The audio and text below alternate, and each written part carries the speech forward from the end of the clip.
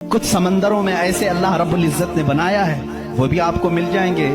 दो समंदर मिलते हैं और दोनों का रंग अलग है, एक समंदर नीला है, एक समंदर पीला है, दोनों का टेस्ट भी अलग है, इधर का मीठा इधर का खारा नमकीन है, लेकिन वो बहुत दूर तक मिलते हुए जाते हैं। लेकिन इसका पानी उसमें नहीं आता, उसका पानी इसमें नहीं आता। क्यों नहीं आता?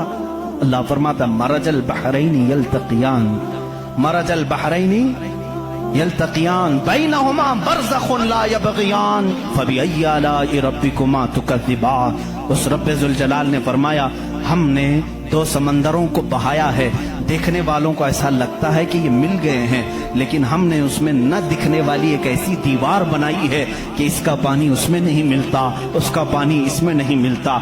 कौन से रसूल की जुबान से अल्लाह ताला बता रहा है लोगों को, जो रसूल कभी समंदर का सफर किया ही नहीं। उस रसूल की जुबान से अल्लाह ने दो समंदरों के मिलने की बात की।